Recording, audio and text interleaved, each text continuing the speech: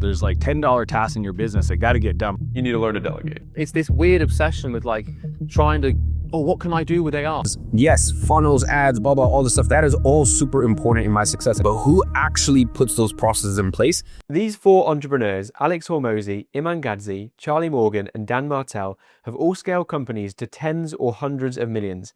And every single one of them shares the same thing for e-com founders wanting to scale without burning out. So I've studied their content and I've built my own brand to over £1.5 million, and I've helped other store owners generate over 100k a month. And in this video, I'm going to break down what they do differently so you can apply the principles into your own e-com brand. So let's get into it. First of all, what does Alex Hormozi have to say? You need to learn to delegate. Now, I think we all understand if we want to scale, we need to delegate and we can't do everything ourselves. But what Hormozi goes on to say is that delegation is all about finding the bottleneck in your business and delegating to overcome that. Right now, if you're an entrepreneur, it is true that you want to double down on your strengths, but the business as a whole has to be balanced. Like if your arms were like this big and your quads were tiny, then you look weird, right? You, as the organizer of the business, need to make sure that the business as a whole is balanced. Otherwise, it will get constrained at some point, and then that point will be your point of failure. What Hormozi is saying here is that every business has a bottleneck. There's something in your business that's holding back the rest of your business from growing. And the way for you to grow your business as a whole is to identify what the bottleneck is and grow in that position. Maybe for you as your e-com brand, maybe it's your customer service, maybe it's the way that you market your products, or maybe it's a product issue. And you won't be able to scale in that area if you're scattered across a whole business and if everything is reliant solely on you. Now, the key here isn't just about hiring randomly, it's about identifying where the growth is getting stuck and then delegating that process entirely to somebody capable of taking ownership over that part of the business. Now, inside my business, what I needed to hire for first was my customer service because I was burning out with trying to give great customer experience for every customer. So I had to hire a customer service focused virtual assistant. Over time, I've made that virtual assistant into hybrids where they can actually do multiple different roles and identify the bottleneck for the business and start working in that area. It's now the type of hire that I make for my clients as well. I make sure that we audit their business first, look at which part of the business is the bottleneck, and then we hire strategically for that position. But we also understand if we get a hybrid type of employee, they can then look at the different bottlenecks across your business when you're an early stage founder.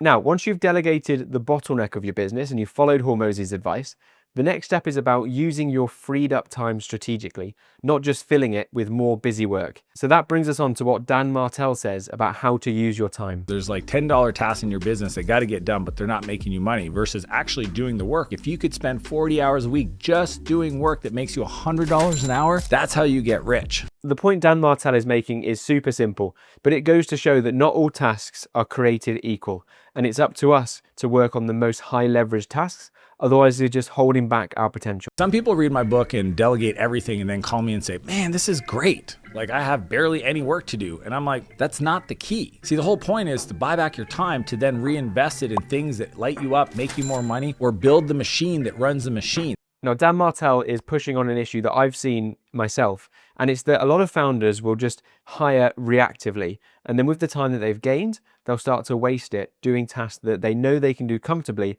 and not really push the boat out.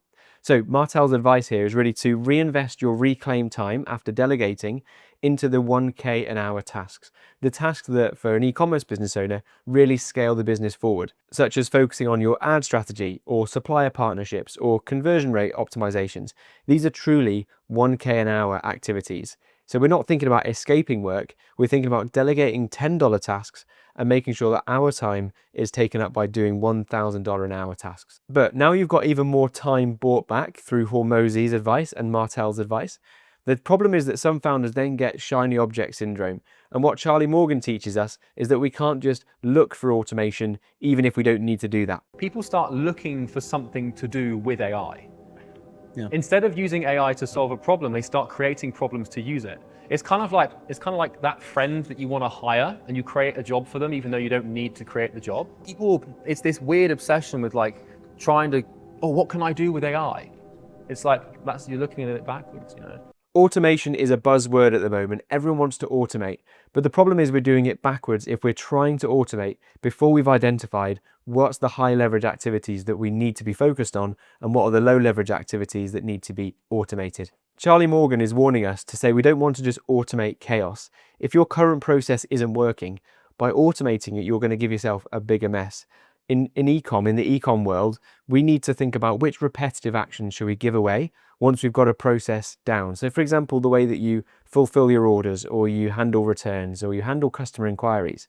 Once you know the way that you handle that, and you make sure that it's done in the way that you're happy with and reaches a high standard, then we can automate it to make sure the same standards are met every single time. But never just outsource or automate for the sake of it. And also don't outsource and automate your thinking. Ultimately, you know your brand best. And you can't just outsource or ask AI to run your business for you. So the goal is repetition out and innovation in. Now, with your time freed up to work on the high leverage activities, we now need to think about the structure to make sure that this business can scale without needing you. That's where Iman Gadzhi's philosophy comes into place. Businesses of mine that make multiple 8 figures a year, and I spend 1 hour a day on it. And the reason I spend 1 hour a day is because I have an army, I have a unit of 80 to 100 people at that company, of some of the sharpest minds in the world for that specific industry. So the reason I'm telling you all this stuff is because, yes, funnels, ads, blah, blah, all this stuff, that is all super important in my success. And we have the best systems and processes in the industry, but who actually puts those processes in place? Talent. And that is why hiring is so important. Now, the point that Iman Gadzhi is making is that your ads, funnels, etc., website, all of that stuff is only as good as the team that you put in place to look after it.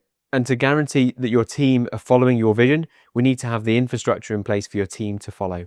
So within his businesses, he'll have systems so clear that the team can run that without needing him. He's set the vision, he's created the systems, and then he brings in talented people to operate those systems to bring the results that he demands. So the way that I do this with my ecom business and those of my clients is that I'll set up the systems in place ready to bring somebody in so they can hit the ground running and hit the standards that we set from the very start.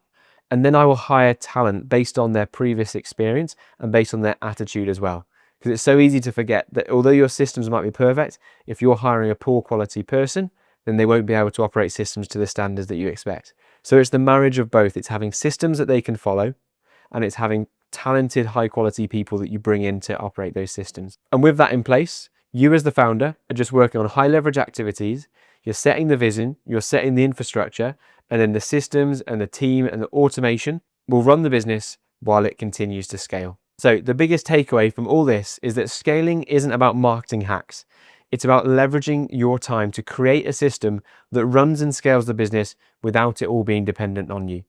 Hormozi, Martel, Iman Gadzhi, Charlie Morgan, they've mastered the art of delegation and putting a system in place that allows the business to scale far beyond how far they would be able to grow it on their own.